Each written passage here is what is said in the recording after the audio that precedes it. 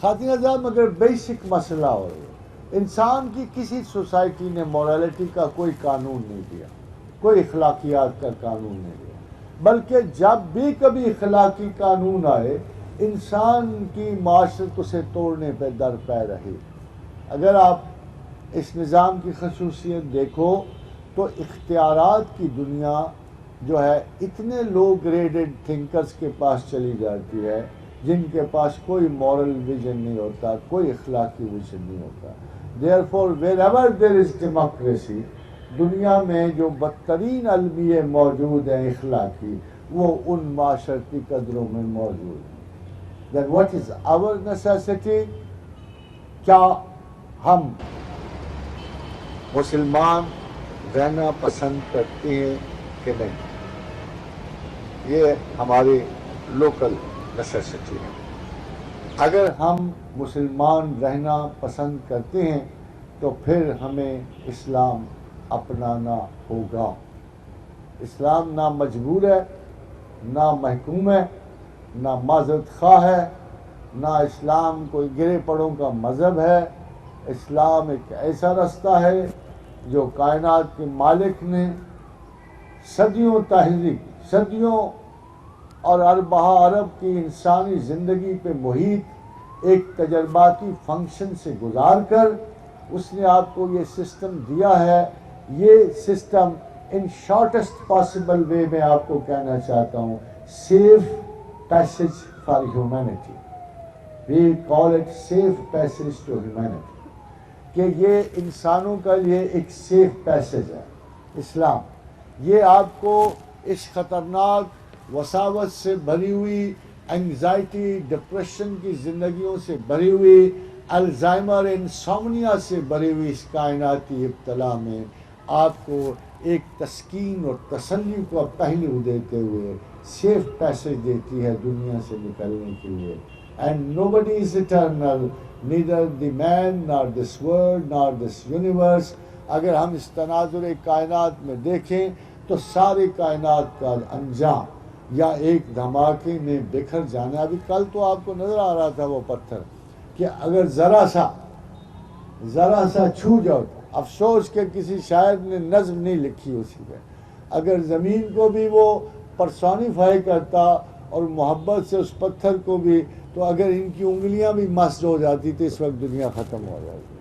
اس پہ کوئی شاعری نہیں کی اللہ نے آپ کو بتا دیا کہ 12 ارب سال کے بعد سورج کے ٹھنڈا ہونے سے کائنات ٹھنڈی نہیں ہوگی، بلکہ آسمانوں سے ایک پتھر پھینکنے سے بھی پوری حیات ختم ہو سکتی ہے۔ So we have no way out. We have to check it up and we have to understand fully کہ ہم نے مسلمان رہنا ہے خدا پہ احسان کر کے نہیں۔ This is the only safe passage۔ اللہ کو کوئی پرواہ نہیں۔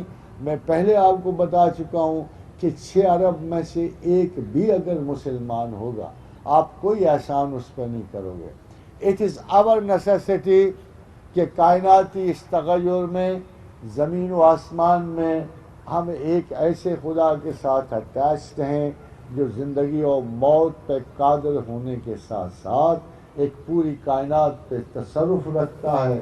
He can only give us a safe passage. So Islam is the only commitment which guarantees life here and life there. ورنہ ساری دنیا پہ ایک اصول ہے، we live only once۔ Europe, دوسری دنیا، communism, they all believe in one simple saying، we only live once۔ صرف اور صرف اسلام آپ کے ریسکیو کو آتا ہے، جو اس زندگی میں بھی آپ کو ایک اچھے ریسکیو کی ضمانت دیتا ہے، اور دیر آفٹر میں بھی ایک طویل ترین گیلیکشل ایریا میں آپ کا رستہ متعین کرتا ہے۔ The way to God is very simple, it's the way to think, it's a way to accomplish, it's a way to learn, it's to make a judgment. اِنَّا هَدَيْنَا السَّبِيلَ إِمَّا شَاكِرًا وَإِمَّا كَفُورًا۔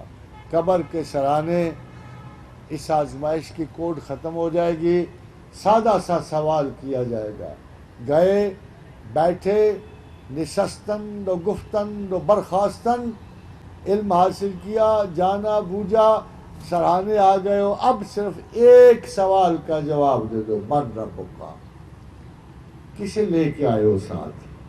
جائیداد کو، رشتہ ناتوں کو، حکومتوں کو، اقتدار کو، یا اس بنیادی سوال کو جو اللہ نے آپ کو عقل کے ذریعے سونپا تھا کہ خدا کو جانتے ہو کہ نہیں جانتے؟ خواجین حضرات، المیہ یہ ہے، ایک بیچارے ہندو کے ساتھ، ایک بیچارے کرسچن کے ساتھ میں ان کو المیہ ہی قرار دیتا ہوں.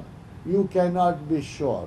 آپ کو پوچھا گیا من ربو کا، نہ برہما کا نام لے سکتا ہے، نہ وشوا کا، نہ وشنو کا، نہ کالی کا، نہ درگا کا. اتنے سارے خداؤں میں کس کا نام لے گا کہ میں کس کو ساتھ لے کے آیا ہوں؟ ادھر ٹرینٹیز چل رہی ہیں.